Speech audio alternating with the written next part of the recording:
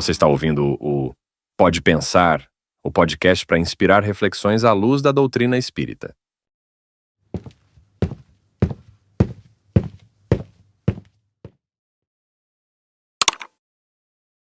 Olá, bem-vindos a mais um Deep Dive. Hoje a gente vai dar uma olhada num material bem interessante. É um texto curto, direto ao ponto, chamado Acertarás. A autoria é atribuída a Emmanuel, né, uma figura conhecida aí na literatura espírita, com mensagens de orientação e tal. E o texto parece mesmo um guia para quando a gente está meio na dúvida, sabe? Nossa missão aqui é tentar extrair a essência desses conselhos. E ele já começa, assim, sem muita volta, né? Tipo, atende ao dever que te cabe. Isso. E conserva a coragem no desempenho das próprias obrigações. Já define um tom bem focado na responsabilidade de cada um, né? Bem forte. Sim, é uma partida direto ao ponto mesmo. E a estrutura é interessante também, é uma sequência de imperativos, né? Quase como se fosse um manualzinho de conduta. E a premissa é clara, né? Seguir esses passos levariam ao acerto, a tomar as decisões corretas na vida, pelo menos na perspectiva do texto. Pois é. Mas não fica só nessa coisa do dever individual, né? O texto logo vai para as nossas relações. E aqui tem umas dicas bem práticas, tipo, usa a bondade e a gentileza, respeita os sentimentos alheios, e essa aqui eu acho ótima. Não promitas o que não hás de cumprir. São coisas bem concretas, né? Pro dia a dia mesmo. E isso, pro dia a dia.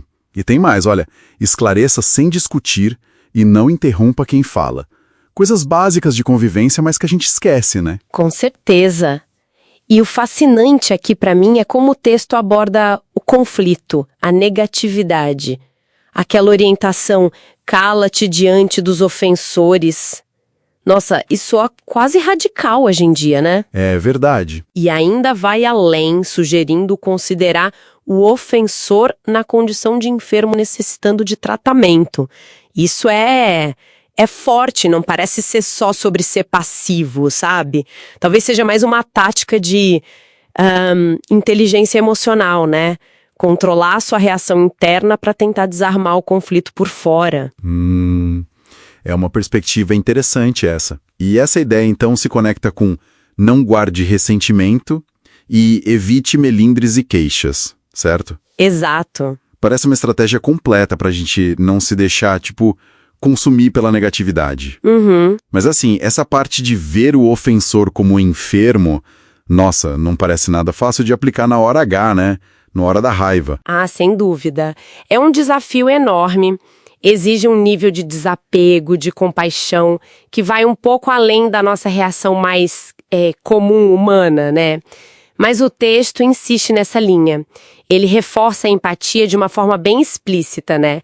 Quando diz, nas situações difíceis, coloca-te no lugar dos outros, para que a compreensão te incline à eternidade. É quase um convite para tentar enxergar além daquela ofensa imediata, sabe? Entendi. E essa empatia toda parece ser a base para outros conselhos também, como não reproves pessoa alguma e não desprezes criatura alguma. É um chamado bem forte contra o julgamento, né? Mas isso de não reprovar ninguém, fico pensando, como será que o texto imagina isso na prática? Quando a gente vê erros claros, atitudes erradas. Essa é uma ótima pergunta. Talvez a chave esteja em diferenciar o ato da pessoa. Ou talvez focar mais em compreender as causas por trás da ação, em vez de só condenar. O texto parece ligar isso direto com o nosso estado interior, sabe? Ele pede, desterra do coração toda a ideia de inveja ou ciúme, ódio ou desprezo. Limpa esse terreno interno primeiro. E aí, a sugestão é, foca no positivo. Pensa no bem a fazer e busca fazê-lo quanto possível. Se a gente conecta isso tudo, né, ao quadro geral, a gente vê a ideia central ali.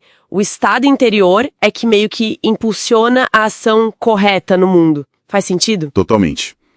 Faz muito sentido essa conexão forte entre o que a gente sente por dentro e o que a gente faz por fora. E tem umas pérolas ali de simplicidade, mas que são profundas, né? Como, coloca o amor ao próximo por luz nos próprios passos. Isso parece ser o GPS moral do texto. Exato. Um GPS moral, gostei. E aí termina com aquela dupla poderosa: ora e serve sempre. Isso. Então, a mensagem que parece emergir é que essa combinação toda, o dever, a bondade, o autocontrole, a empatia, o serviço, o amor e essa conexão espiritual pela oração é o que forma o caminho para acertar.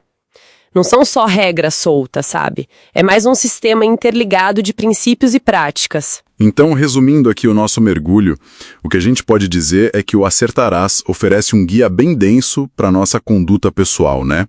Ele cobre desde a responsabilidade no trabalho, até como a gente gerencia as emoções, como interage com os outros, e propõe um caminho que se baseia nesses princípios éticos e espirituais que estão todos meio que amarrados. A ideia central parece ser essa mesmo.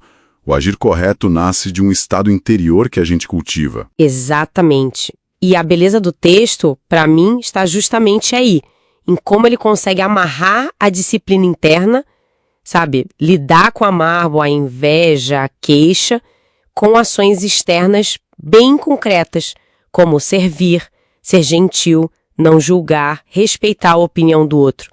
Essa integração toda é apresentada como a chave para ter uma vida mais alinhada, mais acertada, como o título diz. E para fechar, talvez eu chame uma provocaçãozinha para quem está ouvindo a gente refletir um pouco. O texto tem muitos conselhos, né? Mas se a gente pegasse só 2, por exemplo, não obrigues ninguém a pensar por tua cabeça e não reproves pessoa alguma. Imagina só. Que impacto concreto vocês acham que teria na nossa convivência diária, nas redes sociais, nas famílias, se só esses 2 fossem levados mais a sério pela maioria das pessoas? Fica aí, né? Algo pra gente pensar. Você acabou de ouvir o episódio do Pode Pensar, o podcast para inspirar reflexões à luz da doutrina espírita.